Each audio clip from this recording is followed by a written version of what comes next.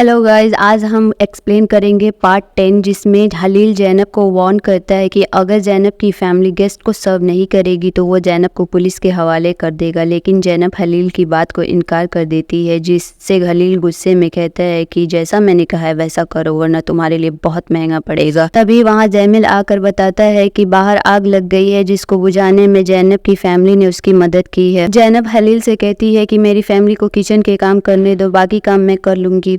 जैनब से कहता है कि मैं जानता हूँ ये आग तुमने जानबूझकर लगाई है अपनी फैमिली की इज्जत बचाने के लिए, तुम मुझे हल्के में ले रही हो। जिसे सुनकर जैनब उसे झटकते हुए कहती है कि मैंने ऐसा कुछ भी नहीं किया है। आंट गेस्ट को बता देती है कि जैनब और उसकी फैमिली हवेली में काम करते हैं, जिसे सुनकर सभी हैरान होते हैं और हलील जैनब को देखता है जो बहुत गुस्से में होती है और बेबसी से वहाँ खड़ी सभी को देखती है। आंट जैनब के हाथ से ट्रे गिराकर उसे डांटती है। तभी मेयर का बेटा जैनब की हेल्प करने उठता है, जिसे हलील गुस्से से देखता है। मेयर का बेटा अकेले में जैनब को अपना कार्ड देता है, जो हलील देखकर जैनब को तुरंत स्टडी रूम में बुलाता है। जैनब स्टडी रूम में आती है। हलील और जैनब में बहस शुरू हो जाती है। हलील कार्ड निकाल कर जैनब को कहता है कि तुम यहाँ अपना काम करो, ये सब कहीं और करना। जैनब कहती है मैं अपना काम ही कर रही थी, मैं तुम्हारी गुलाम नहीं हूँ कि तुम जो कहोगे वही करूंगी, मेरी जो दिल करेगा मैं करूंगी। हलील गुस्से में चिल्लाते हुए कहता है कि अगर मुझे पता चला कि आग तुमने लगाई है तो ये तुम्हारे लिए अच्छा नहीं होगा। जैनब कहती है मैंने नहीं किया ऐसा कुछ भी और इसके लिए तुम पछताओगे। मेयर का बेटा जैनब की सिचुएशन का फायदा उठाना चाहता है, इसलिए जैनब के साथ बदतमीजी करने लगता है कि वहाँ हलील आकर उसे जमीन पर फेंक देता है।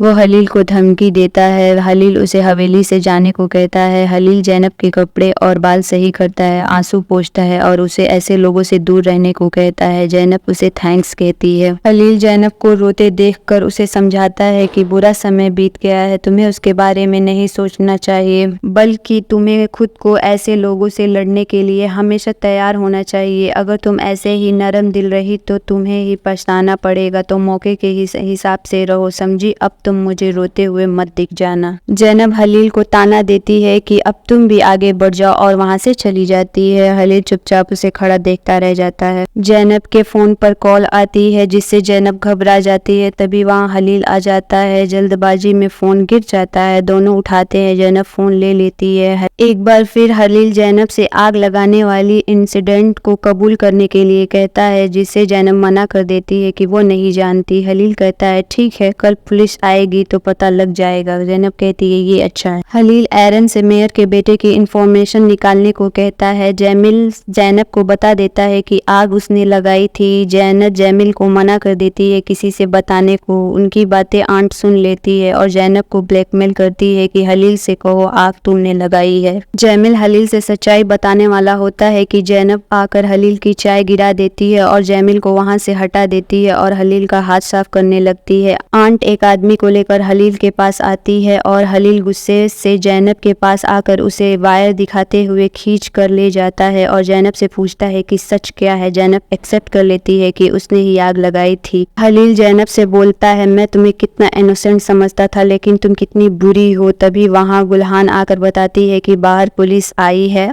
क्योंकि हलील ने मेयर के बेटे को मारा था।